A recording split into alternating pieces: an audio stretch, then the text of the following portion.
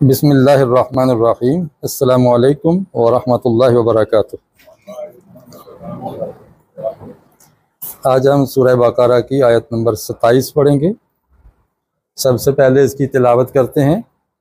आप मेरे पीछे पीछे कहिएगा। अऊज़ु बिल्लाहि मिनश शैतानिर रजीम।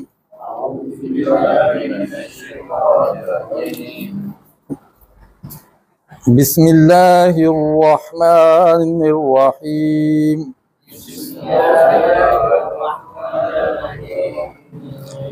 अल्लज़ीना यंकुदून अहदल्लाहि मिन बअदि मीसाक़िहि वयक़तऊन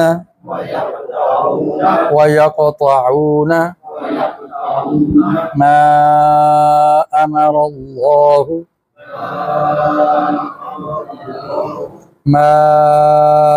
अमरल्लाहु बिही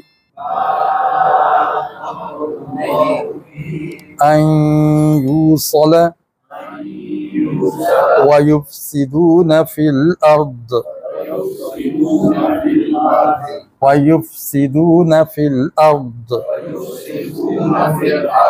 उलाइका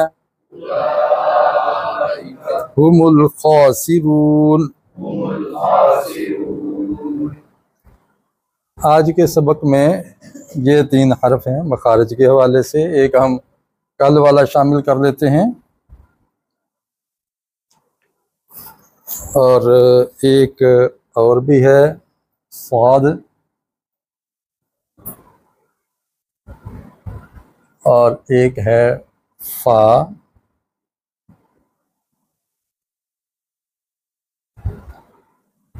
ये ख़ास हरूफ हैं।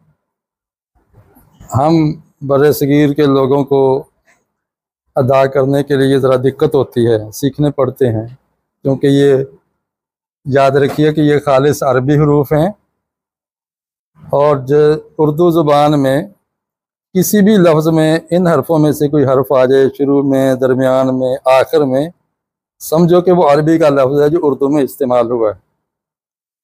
ये एक मोटी बात है। जैसे अमारत है, अमीक है, अम्मार है, आमिर है, कोई भी लफ्ज़ आप शुरू, दरमियान, आखिर जब आप देखें इन हरूफ में से कोई हर्फ आया हुआ है तो वो अरबी का है। अब अगर ये अरबी का है तो अरबों से ही हमें सीखना होगा कि भाई ये आप कैसे अदा करते हैं आवाज़ को, ये कहाँ से अदा करते हैं। इसकी बजाय हम हिंदी लोग आइन को हमज़ा पढ़ जाते हैं, काफ को काफ पढ़ जाते हैं, ज़ाद को ज़े पढ़ जाते हैं, हत्ता कि गुजराती या जलंधरी जीम पढ़ जाते हैं जे, और सा को सीन पढ़ जाते हैं, साद को भी इसी तरह सीन पढ़ जाते हैं, फ़ा को फे पढ़ जाते हैं। लेकिन बहरहाल ये इतनी गलती नहीं होती इसमें।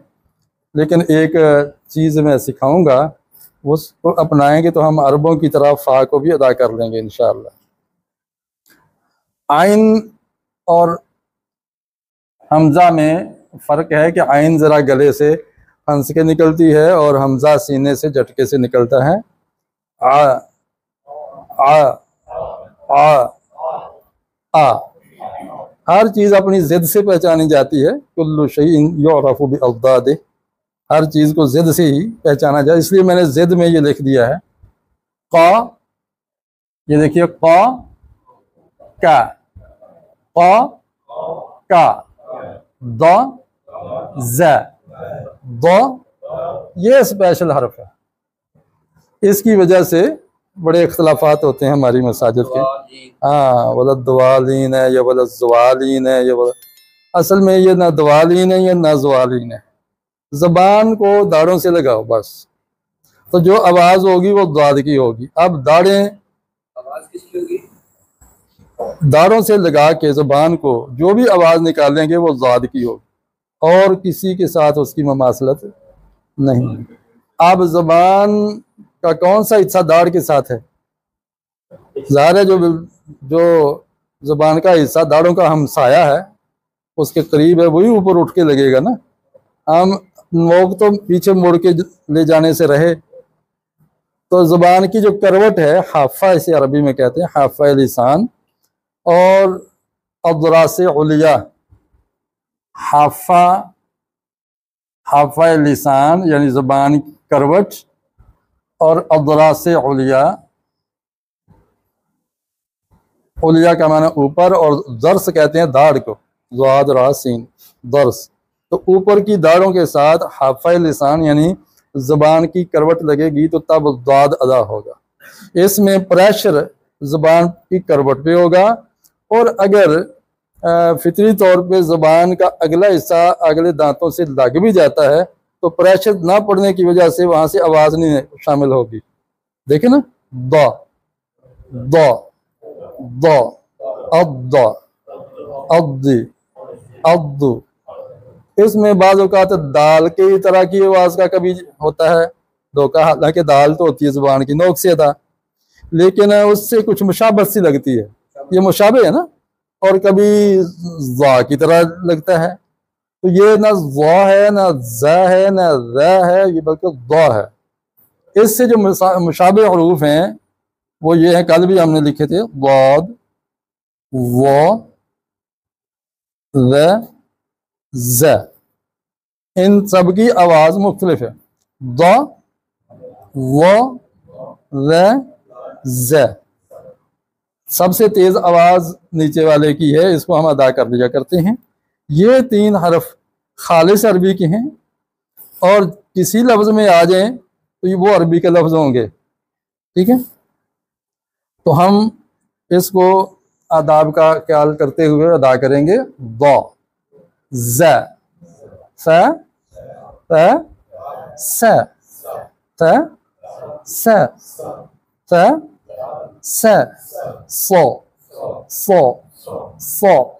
इसमें ज़ुबान ज़रा थकेगी और हरफ की आवाज़ मोटी होगी।